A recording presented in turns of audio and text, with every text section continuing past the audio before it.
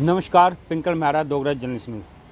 जहां एक तरफ जम्मू कश्मीर में प्रशासन लोकसभा चुनाव कराने की तैयारियों में जुटा है, वहीं आपको बात करें कि दूसरी तरफ जम्मू कश्मीर प्रशासन जो है वो आगामी दिनों में होने वाली अमरनाथ यात्रा के लिए भी अपनी कमर कस रहा है। आपको बताते चलें, जो हमारे पास सोर्सेज के हवाले से खबर आ रही है कि इस वर्ष 29 जून से श्री अमरनाथ यात्रा आरंभ होगी और 52 दिन की होगी चलेगी ये यात्रा।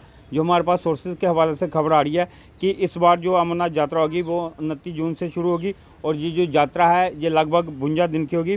आपको बताते चलें कि जो हमारे सोर्सेज के हवाले से खबर आ रही है कि उपराज्यपाल की अध्यक्षता की हुई श्राइन बोर्ड की बैठक में लिया गया है फैसला कि इसका जो फैसला है वो इस बैठक में लिया गया है, लेकिन अभी तक इसकी आधिकारिक घोषणा नहीं हुई है कि चुनाव के बाद पूरा ध्यान यात्रा पर होगा। केंद्र अतिरिक्त सुरक्षा बल बुलाने की नहीं पड़ेगी ज़रूरत।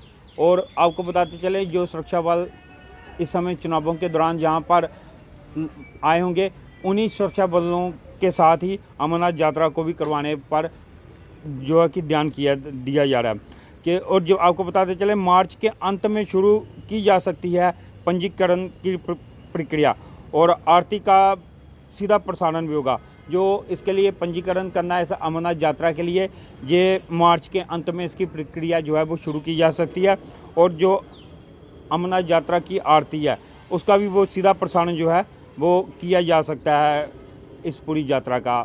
आपको बताते चलें कि ये मुख्य बिंदु थे जिनके इर्द गिर्द ये बैठक की गई है। हालांकि इस बैठक में ये जो तथ्य जो हम आपको सुना रहे हैं, जो सूत्रों के हवाले से निकल कर आए हैं, अभी तक इसकी आधिकारिक घोषणा नहीं की गई है। आपको पूरी बात बताते हैं कि श्री अमरनाथ की पवित्र तीर्थ यात्रा इस वर्ष 29 जून से शुरू होगी। ये यात्रा रक्षाबंधन वाले दिन 19 अगस्त को संपन्न होगी। इस बार ये यात्रा 52 दिन की होगी। लोकसभा चुनाव संपन्न होने के बाद प्रशासन का पूरा ध्यान श्री अमरनाथ यात्रा पर केंद्रित होगा। चुनाव को लेकर पहले से ही सुरक्षा कर्मियों जम्मू कश्मीर में तैनाती रहेगी। ऐसे में यात्रा की सुरक्षा को लेकर अतिरिक्त बल बुलाने की आवश्यकता नहीं पड़ेगी। जैसे कि हमने आपको पहले ही बताया कि जो लोकसभा चुनाव होंगे, उन चुनावों को संपन्न कराने के लिए सुरक्षा बल ऑलरेडी जम्मू कश्मीर में भेजे जाएंगे और उस सुरक्षा बलों की तैनाती होगी।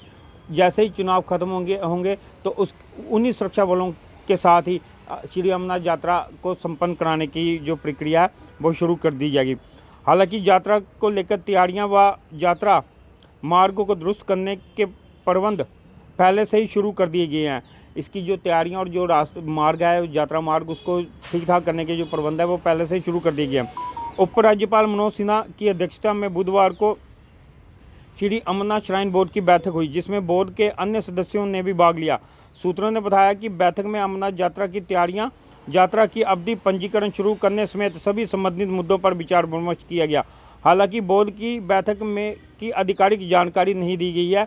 ये जो बैठक हुई है इसकी अभी आधिकारिक तौर पे जानकारी नहीं गई है। ये जो हमारे पास जो जानकारी आ रही है, ये सोर्सेज के हवाले से आ रही है।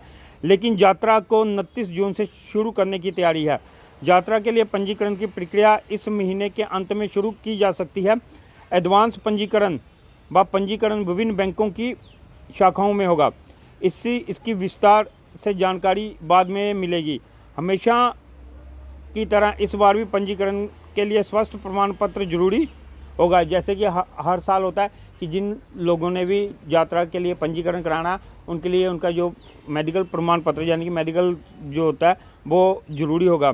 देश भर में डॉक्टरों की टीमों का गठन किया जाएगा जो स्वास्थ्य का प्रमाण पत्र जारी करने के लिए अधिकृत होंगे। जैसे ही यात्रा की आधिकारिक घोषणा